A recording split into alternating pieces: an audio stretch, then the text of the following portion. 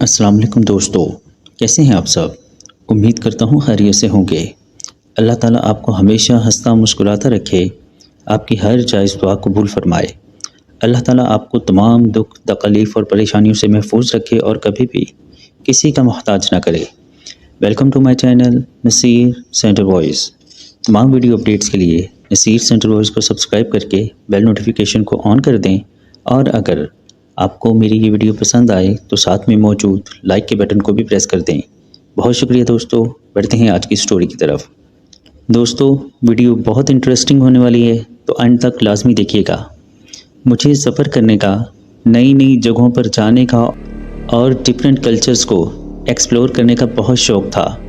मेरे साथ कभी कोई पैरानॉर्मल एक्टिविटी पेश नहीं आई थी। मेरा स्टे बाहर के एक गांव में हुआ। वो चांदनी रात थी और जब हल्की हल्की हवा चल रही थी।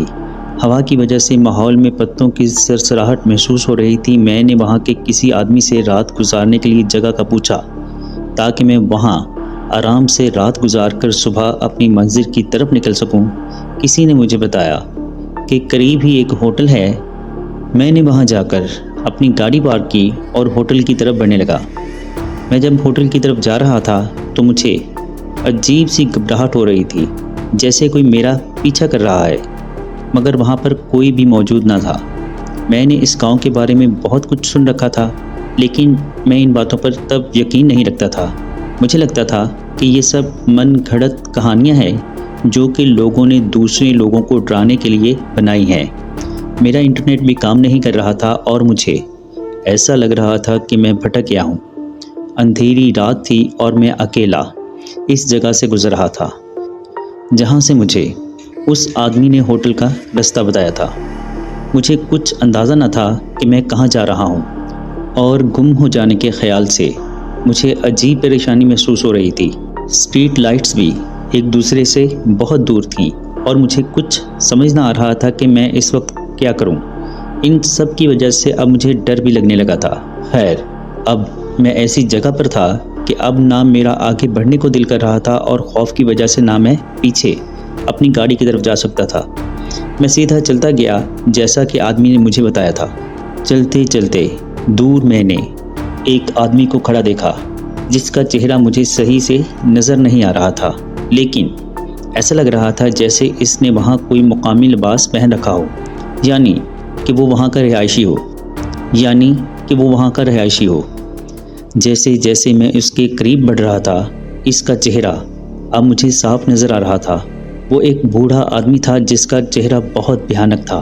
खैर, मैंने अपने डर पर काबू पाया और इसे होटल के बारे में पूछा। इसने कुछ कहे बगैर अपनी दाईं जानिब इशारा कर दिया। वो एक छोटा सा होटल था जिसके बाहर नूर महल लिखा हुआ था। मैं अंदर दाखिल हुआ और एक कमरा किराए पर ले लिया। कमरा बहुत छोटा था, मगर एक रात गुजारने के लिए काफ़ी था। मुझे फिर ऐसा महसूस होने लगा कि मैं वहाँ अकेला नहीं हूँ, बल्कि होटल के इस रूम में मेरे अलावा भी कोई और मौजूद है। खैर, मैंने रूम चेक किया और अपनी तसल्ली करने के बाद मैं फ़्रेश हुआ। मैंने सोने की तैयारी की और मैं बेड पर लेट गया। मैंने जैसे ही बेड पर लेट कर अपनी आंखें बंद की तो मुझे दीवारों में से अजीब सी आवाज़ें सुनाई देने लगी, जैसे कि कोई दीवारों को अंदर से खुरच रहा हो। अब मुझे बाकायदा किसी के चलने की भी आवाज़ आ रही थी। इस होटल का फर्श लकड़ी का था, तो अगर कोई इसके ऊपर चले तो हमें साफ आवाज़ें सुनाई दे रही हैं। खैर, मैंने अपनी आंखें बंद की हुई थी और मैंने इन सब को अपना वहम समझा। मैं बहुत थका हुआ था। कुछ देर खामोशी के बाद मुझे ऐसा लगा जैसे कोई मेरे कमरे के बाहर हल्की हल्की आवाज़ में कुछ बोल रहा है। मैंने सोने की कोशिश की, मगर बाहर से आने वाली आवाज़ें मुझे बेचैन कर रही थी। तंग आकर उठा और मैंने दरवाज़ा खोल दिया, मगर वहाँ पर कोई भी मौजूद न था। मैं दोबारा अपने बिस्तर के पास आया तो मुझे ऐसा लगा कि बाहर से मुझे किसी ने आवाज़ दी हो। मैंने अपने दिल में सोचा कि शायद कोई मुसाफिर है जो कि जानबूझकर मुझे तंग कर रहा हो। मैं वापस सोने के लिए लेट गया, मगर अब मुझे ऐसा लगने लगा कि कोई मुझे देख रहा है। बल्कि ये कहना गलत ना होगा कि कोई मुझे घूर रहा है। ये महसूस करना ही था कि मेरे दरवाजे पर ज़ोर से दस्तक हुई। ये सुनकर मैंने फ़ौरन से दरवाज़ा खोल दिया, मगर वहाँ पर अब भी कोई मौजूद न था। میں نیچے ہال تک گیا مگر وہاں بھی میرے علاوہ کوئی نہ تھا۔ ریسیپشن بھی خالی تھا مگر مجھے پھر بھی سرگوشیوں کی آوازیں صاف سنائی دے رہی تھیں۔ میں نے تب بھی یہی سوچا کہ شاید کوئی میرے ساتھ مذاق کر رہا ہے۔ میں نے ان آوازوں کا پیچھا کیا اور اب مجھے وہ آوازیں صاف صاف سنائی دے رہی تھیں۔ میں ان کے پیچھے پیچھے ایک کمرے کے دروازے کے آگے جا کر رکا جس کا دروازہ ہلکا سا کھلا ہوا تھا۔ میں اس کمرے میں داخل ہوا۔ اس کمرے کی ایک طرف بہت سی ہڈیاں پڑی ہوئی تھیں جبکہ دوسری طرف بہت پرانی کتابیں تھیں۔ وہاں مٹی کے برتن بھی پڑے ہوئے تھے اور کمرے کے بیچوں بیچ ایک پتھر کا بنا ہوا ٹیبل تھا۔ اس ٹیبل کے اوپر ایک لڑکی کا مجسمہ تھا۔ کمرے میں مجھے ایسا لگ رہا تھا کہ وہاں بہت سے لوگ موجود ہوں۔ وہاں سب کچھ بے جان تھا مگر پھر بھی مجھے ایسا احساس ہو رہا تھا کہ یہاں کوئی جاندار موجود ہے، کیونکہ ہم انسانوں کے اندر ایسی سینس ہوتی ہیں کہ اگر ہمارے ارد گرد کچھ غلط ہو رہا ہو تو ہمیں پہلے ہی پتہ چل جاتا ہے۔ جیسا کہ اس کمرے میں مجھے ایسا لگ رہا تھا کہ کوئی مجھے دیکھ رہا ہے۔ مجھے یوں بھی محسوس ہونے لگا جیسے کوئی میرے کانوں کے پاس آ کر سانس لے رہا ہو۔ میں گھبرا کر وہاں سے بھاگا تو پیچھے سے مجھے ایک بہت بھاری سی آواز آئی۔ میرے پاؤں وہیں جم گئے۔ تو جیسے ہی میں نے پیچھے مڑ کر دیکھا وہ ایک بہت خوفناک مخلوق تھی۔ اس کا چہرہ بالکل کالا اور آنکھیں چمک رہی تھیں۔ میرے دل کی دھڑکن اب مجھے میرے کانوں میں صاف سنائی دے رہی تھی۔ اس میز پر سے اب وہ عورت کا مجسمہ بھی غائب ہو چکا تھا۔ بس میرا یہ دیکھنا ہی تھا کہ میں وہاں بے ہوش ہو گیا۔ بے ہوش ہونے سے پہلے مجھے یوں لگا کہ کسی نے بہت زور سے میرا گلا دبایا ہے۔ صبح جب میری آنکھ کھلی تو میں اپنے کمرے میں موجود تھا مگر میرا جسم ایسے درد کر رہا تھا جیسے رات بھر میں مزدوری کرتا رہا ہوں۔ میرے کمرے کا دروازہ بھی اندر سے بند تھا مگر میرے سر پر چوٹ لگی ہوئی تھی۔ مجھے جیسے ہی یہ سارا ماجرا سمجھ آیا میں فوراً اس ہوٹل سے باہر آ گیا۔ مجھے اس کے بعد بھی کئی دن تک یہی سمجھ نہیں آئی کہ میرے ساتھ آخر ہوا کیا تھا۔ کیا وہ سب خواب تھا یا وہ سب سچ تھا؟ اگر میرے دروازے کی کنڈی اندر سے بند تھی تو پھر میرے سر پر وہ چوٹ کیسے لگی؟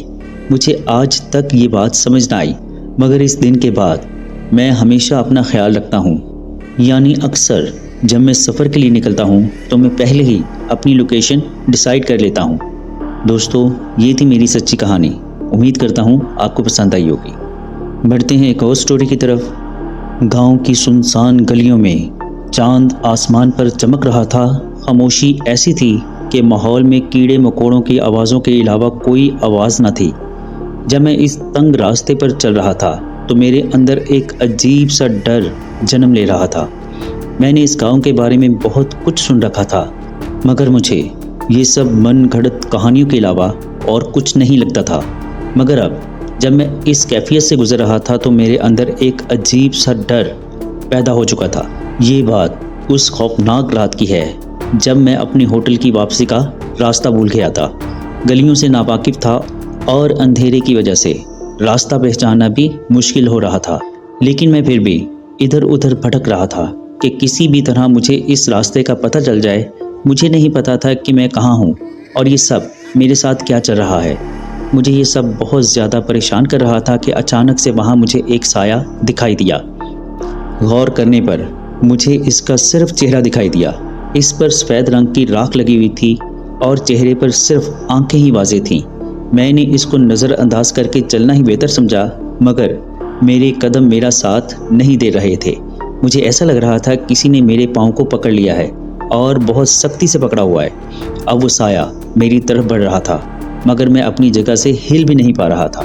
میری نظر جب اس کے ہاتھ پر پڑی تو میرا سانس اٹک گیا کیونکہ اس کے ہاتھ میں ایک زنگ آلود چاقو بھی تھا۔ اس وقت میں سمجھ گیا تھا کہ میں بہت بڑی مصیبت میں پھنس گیا ہوں۔ وہ بالکل میرے قریب آ کر کھڑا ہو گیا۔ میری نظر اس کی چمکتی ہوئی آنکھوں پر ہی تھی۔ اس کے کپڑے پھٹے ہوئے تھے۔ ابھی میں اس کے سامنے سے نکل ہی رہا تھا کہ اس نے چاقو اٹھایا اور میری طرف اشارہ کیا۔ اچانک اس عجیب سے دکھنے والے آدمی نے اتنی بھیانک چیخ ماری اور ساتھ ہی اس نے مجھے میرے شرٹ کے کالر سے بھی پکڑ لیا۔ اس نے چاقو میرے گلے پر رکھا اور میرے کان میں ہلکی سی سرگوشی کی کہ ہم باہر سے آنے والوں کو نہیں چھوڑتے۔ یہ سننا ہی تھا کہ میری باقی کی بچی ہوئی ہمت بھی جواب دے گئی۔ ابھی یہی سب چل رہا تھا کہ مجھے دور سے ایک عورت کی آواز سنائی دی جو کہ جانی پہچانی لگ رہی تھی۔ جیسے ہی وہ آدمی उस औरत को देखने के लिए मुड़ा तो मेरे पास बस यही मौका था कि मैं अपनी जान बचाकर वहाँ से भाग सकूं। मैं जितना तेज़ भाग सकता था वहाँ से भागा और मैंने पीछे मुड़कर नहीं देखा। जब मैं इस रास्ते से काफ़ी दूर आ चुका तो मुझे पीछे से फिर भी कदमों की आवाज़ साफ सुनाई दे रही थी। मैं भागता रहा यहाँ तक कि मुझे आखिरकार मेरे होटल की लाइट्स दिखाई दी। मेरा हौसला बढ़ गया। होटल पहुँचने पर मैं अपने रूम में गया और मैंने सुकून की सांस ली। मैंने वो रात भुलाने की बहुत कोशिश की मगर वो सब मेरे दिमाग पर सवार रहा। पता नहीं चला कि कब सो गया। जब मैं सुबह उठा तो मुझे ऐसा लग रहा था कि ये सब बस मेरा डरावना ख्वाब था जो कि ख़त्म हो चुका है। मगर जब मैंने शीशे में देखा तो मेरी गर्दन पर निशान मौजूद था और फटा हुआ कॉलर देखकर मुझे एहसास हुआ कि वो मेरा ख्वाब नहीं हकीकत थी। मैंने सोचा कि होटल ऑनर और स्टाफ को भी आगाह करना चाहिए कि इनकी जान को भी ख़तरा है। मगर मैंने जब इनको बताना चाहा तो इन्होंने अजीब से हंसते हुए कहा, ये यहाँ के मुकीन अक्सर सैर करने वाले मुसाफिरों को ऐसे ही डराते हैं। मगर डर मैं इनकी आंखों में साफ देख सकता था। मैं वहाँ से निकल गया और अपने रूम में आया। मुझसे रहा न गया और मैंने इस गांव की तारीख के बारे में रिसर्च शुरू कर दी। एक चीज़ जो मुझे पता चली कि यहाँ काले जादू के नाम पर अजीब व गरीब रसूमात हुआ करती थीं, जैसे कि बेकसूर इंसानों का कत्ल। और ये भी शायद इन्हीं इंसानों में से एक था जिसकी आत्मा आज भी वहाँ भटक रही थी और अपना बदला लेना चाहती थी। मैंने सोच लिया था कि यहाँ रुकना ठीक नहीं। मैंने अपना सामान पैक किया और सुबह होते ही वहाँ से निकल गया। खैर, सुबह निकलने से पहले वो रात मैंने बहुत मुश्किल से वहाँ काटी। मेरे कानों में मुझे अजीब अजीब सी आवाज़ें सुनाई दे रही थी और ऐसा लग रहा था कि अगर मैं पीछे मुड़ा तो वो चीज़ वहाँ खड़ी होगी और मुझे मेरी जान से मार देगी। जैसे तैसे वो रात गुजरी और मैं अपने घर वापस आ गया। मगर आज कितने साल गुजरने के बावजूद भी वो रात, वो सब वाक़यात मैं भुला ना सका। मुझे नहीं समझ आया कि इस रात मैंने क्या देखा था, मगर वो जो भी था मेरा वहम न था। दोस्तों, ये थी आज की स्टोरीज़। ये डरावनी होने के साथ साथ कुछ मिस्टीरियस भी हैं। आप लोगों की इन कहानियों के बारे में क्या राय है, कमेंट सेक्शन में ज़रूर बताइएगा। वीडियो अच्छी लगी हो तो लाइक और चैनल को सब्सक्राइब भी कर दीजिएगा। अपना और अपने घर वालों का बहुत सा ख्याल रखिएगा। मुझे और मेरे घर वालों को भी अपनी दुआओं में याद रखिएगा। अल्लाह ने चाहा तो मिलते हैं किसी और खौफनाक स्टोरी में। तब तक के लिए अल्लाह निगहबान।